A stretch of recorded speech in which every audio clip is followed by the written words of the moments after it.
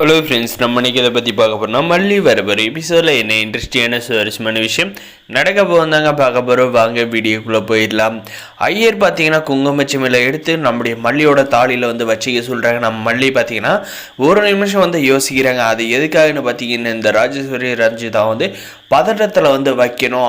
அவங்க வந்து சந்தோஷமாக இருக்காங்க. அந்த தாலியை வந்து எடுத்ததும் அவங்க வந்து அப்படியே மிரண்டு போயிடணும் அப்படின்ற ஒரு விஷயத்துக்காக அந்த தாலியில் பார்த்தீங்கன்னா குங்குமச்சிமில் வந்து நம்முடைய மல்லி வந்து வச்சிடறாங்க. வச்சுட்ட பாரு பார்த்தீங்கன்னா, இவகிட்ட எப்படி வந்து இந்த தாலி வந்துச்சு, நீ வந்து கட் பண்ணி எடுத்துகிட்டு வந்துடல ரஞ்சிதா அப்படின்ற மாதிரி வந்து கேட்குறேன். நான் வந்து கட் பண்ணி எடுத்துகிட்டு வந்து காட்டினல ராஜிமா, இப்போ எப்படி அவள் கழுத்தில் தாலி வந்துச்சுன்னு எனக்கு வந்து தெரியல அப்படின்ற மாதிரி வந்து புலம்பு போகிறாங்க. சரி விடு, இந்த பிளான் தான் வந்து ஃப்ளாப் ஆயிடுச்சு.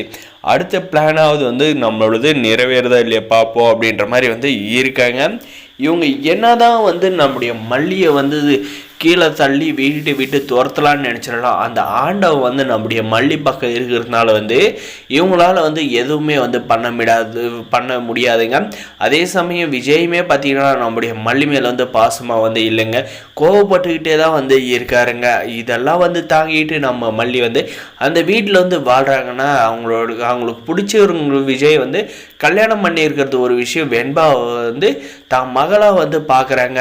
இந்த விஷயத்துக்காக மட்டும்தான் நம்முடைய மல்லி வந்து இவங்க செய்கிற அக்கிரமம் எல்லாமே வந்து பொறுத்துக்கிட்டு வந்து இருக்காங்க. அந்த ஃபங்க்ஷன் நடக்காதுன்னு சொன்ன அந்த ராஜேஸ்வரி ரஞ்சிதா முன்னாடியே வந்து நம்முடைய மல்லி பார்த்திங்கன்னா அந்த ஃபங்க்ஷனை நம்ம அனுப்பும் வந்து சிறப்பாக வந்து அந்த ஃபங்க்ஷனை வந்து நம்ம மல்லிக்கு வந்து நடத்தி முடிக்க போகிறாங்க. விஜய் கண்டிப்பாக வந்து இந்த ஃபங்க்ஷனுக்கு வந்து வரமாட்டான் அப்படின்ற மாதிரி வந்து நினச்சிக்கிட்டு இருக்காங்க அந்த ராஜேஸ்வரி ரஞ்சிதாவும். நம்முடைய மல்லி தான் பார்த்திங்கன்னா அவங்க விஜய் கிட்ட போயிட்டு அவங்க மல்லி கண்ணீரால் வந்து கெஞ்சினதுனால வந்து நம்முடைய கண்டிப்பாக வந்து விஜயால் வந்து வேலை வந்து செய்ய முடியாதுங்க. கண்டிப்பாக வந்து ஃபங்க்ஷனுக்கு வந்து வந்தே ஆகணும் அப்படின்ற மாதிரி தான் அவருக்கு வந்து தோணுங்க. அதனால் பார்த்திங்கன்னா ஆஃபீஸ்லேருந்து வந்து அந்த ஃபங்க்ஷன் வந்து ஸ்டார்ட் ஆகுதோ இல்லையோ கரெக்டாக வந்து நம்முடைய மல்லியை பற்றி பல்லு மேலே வந்து படாத வந்து ஒரு சில பேர் வந்து பேசுகிற வாளிக்குள்ளே நம்முடைய விஜய் அந்த இடத்துக்கு வந்து வந்துடுறாருங்க.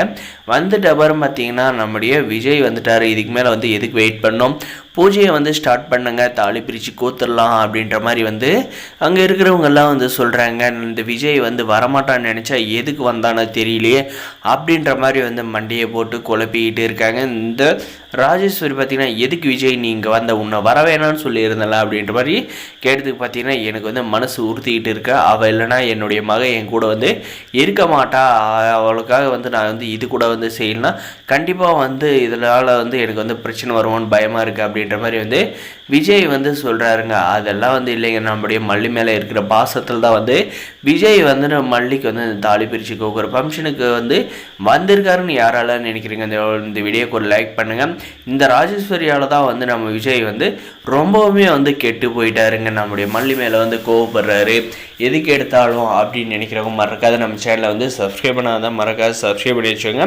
நம்ம அன்னபூர்ணியமாக பார்த்தீங்கன்னா இந்த சமூகம் ஏதோ வந்து இப்போ ஃபங்க்ஷன் வந்து நடக்காது, பூஜை நடக்காது, விஜய் தம்பி வரமாட்டார் அப்படின்ற மாதிரி எல்லாம் சொன்னீங்க. தாலியை கட் பண்ணீங்க, கோல்டு செயினை ஆட்டியை போட்டிங்க. இப்போல்லாம் எப்படியே தரமாக வந்து செஞ்சு முடிச்சுட்டோம் அப்படின்ற கெத்தாக அன்னபூர்ணியமாக நிற்க போகிறாங்க. மறக்காத சப்ஸ்கிரைப் பண்ணுங்கள். தேங்க்ஸ் ஃபார் வாட்சிங்.